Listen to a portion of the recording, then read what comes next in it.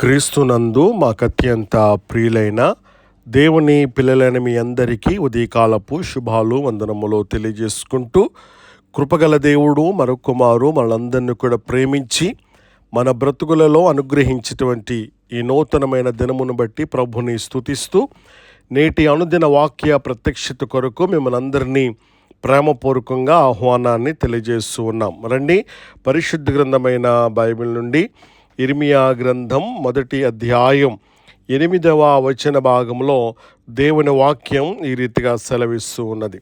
వారికి భయపడకుము, నిన్ను విడిపించుటకు నేను నీకు తోడైయున్నాను. నిన్ను విడిపించుటకు నేను నీకు తోడైయున్నాను. ప్రభునందు ప్రియా దేవుని బిడ్డలారా, చదవబడినటువంటి లేఖన భాగమును మనము జాగ్రత్తగా పరిశీలించగలిగినట్లయితే, ఈ లోకంలో మనకు ఎన్నో భయాలు ఉంటాయి. భవిష్యత్తును గూర్చేటువంటి భయం, వ్యాధులను గూర్చేటువంటి భయం, అప్పులను గూర్చేటువంటి భయం, శత్రువులను గూర్చేటువంటి భయం. కానీ దేవుడు ఇర్మియాకు చెప్పినటువంటి మాట ఈరోజు మనకు కూడా వర్తిస్తూ ఉంది. కృపగల దేవుడు మనందరితో మాట్లాడుతూ ఉన్నాడు. ఏమనో తెలుసా? భయపడకు, నేను నీతో ఉన్నాను.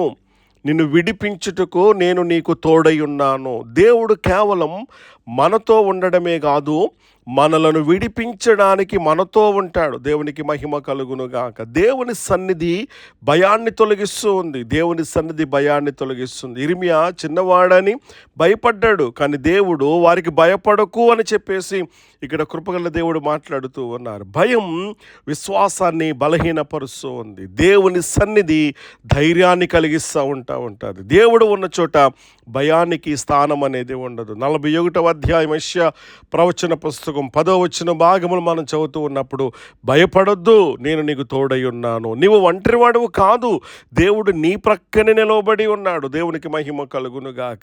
దేవుడు పిలిచినటువంటి వారిని ఆయన కాపాడుతాడు. ఇర్మియాను ప్రవక్తగా దేవుడు నియమించాడు. దేవుడు పని అప్పగిస్తే రక్షణ కూడా ఇస్తాడు, శక్తిని కూడా ఇస్తాడు, బలాన్ని ఇస్తాడు, విజయాన్ని కూడా ఇస్తాడు. దేవుని చిత్తములో నడిచేటి వారిని శత్రువు పూర్తిగా ఏమాత్రం కూడా ఓడించలేడు. 121 సంకీర్తన 7-8 శరణలు మనం చదువుతున్నప్పుడు, ఆయన నిన్ను సమస్త విధములైనటువంటి అపాయముల నుండి కాపాడునని చెప్పేసి లేఖన భాగములు మనం చదువుతూ ఉన్నాం. విడిపించే దేవుడు అసాధ్యాన్ని సాధ్యం చేస్తాడు. దేవునికి మహిమ కలుగునుగాక. బైబిల్ గ్రంథములో ఎన్నో ఉదాహరణలు మనం చూస్తూ ఉంటాం.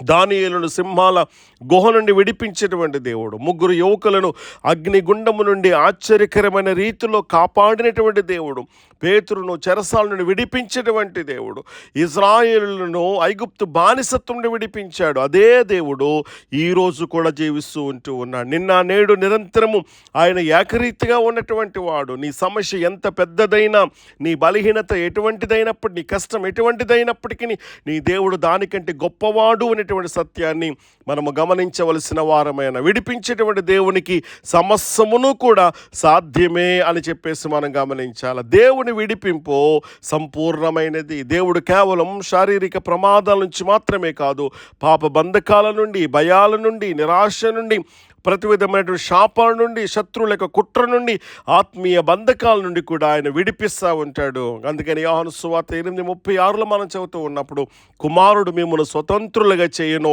మీరు నిజముగా స్వతంత్రులయ్యుందురు అని చెప్పేసి దేవుని వాగ్దానాన్ని విశ్వసించిన వాడు ఎప్పుడు కూడా సిగ్గుపడడు. ఇర్మియా అనేక వ్యతిరేకతలను ఎదుర్కొన్నాడు, అయితే దేవుడు ప్రతి సందర్భంలో అతనికి తోడుగా నిలిచాడు. మన జీవితంలో కూడా మనుషులు విడిచిపెట్టవచ్చు, స్నేహితులు దూరం అవ్వచ్చు, పరిస్థితులు మారవచ్చు, కానీ దేవుడు ఎన్నడూ విడిచిపెట్టడు. దేవునికి మహిమ కలుగునుగా. అందుకని ఎబ్రీ రాసిన పత్రిక 13:5 నేను నిన్ను ఎన్నడూను విడువను, నిన్ను ఎడబాయును అని చెప్పేసి. అలాగైతే కనుక దీనిపై వాగ్దాన ప్రకారంగా కృపగలటువంటి దేవుడు ఈరోజు మనతో చెబుతున్న మాట, భయపడకు, భయపడకు, భయపడకు. నీ కుటుంబ సమస్యను విడిపిస్తాను, నీ అనారోగ్యం నుండి నేను విడిపిస్తాను, నీ అప్పుల నుండి నేను విడిపిస్తాను, నీ కన్నీళ్లను ఆనందంగా మారుస్తాను. ఎందుకో తెలుసా?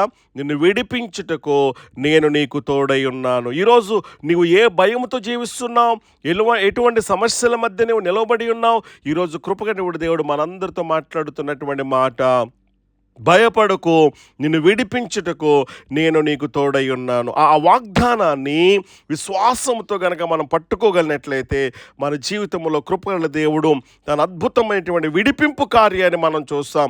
అలాంటి గొప్ప కార్యాలు కృపగల దేవుడు మన జీవితంలో చేయటానికి ఆయన ఇష్టపడుతూ ఉన్నాడు. నిన్ను విడిచిపెట్టే దేవుడు కాదు, నీవు ఒంటరి వాడవు కాదు. ప్రభు మాట్లాడుతూ ఉన్నాడు మరొకసారి, నిన్ను విడిపించుటకు ఎవరు ఉన్నా లేకపోయినా, ఎవరు సహాయం చేసినా చేయకపోయినప్పటికీ కూడా, ఎవరు ఉన్నా లేకపోయినా నేను నీతో ఉంటాను, నేను నీకు తోడై ఉన్నాను అని చెప్పేసి కృపగల దేవుడు మాట్లాడుతూ ఉన్నాడు. కాబట్టి ఈ దినపైక వాగ్దాన ప్రకారంగా ఆయన గట్టిగా మనం పట్టుకుందాం, ఆయన మీద మనం ఆధారపడదాం. కృపగల దేవుడు ఆ రీతిగా ప్రతి విధమైనటువంటి సమస్త విధములైనటువంటి వ్యాధుల నుండి, భయాల నుండి, కష్టాలన్నింటిలో నుంచి విడిపించి, తప్పించి, విమోచించి గొప్ప రక్షణను మనందరికీ కలుగజేయును గాక. ఆమేన్.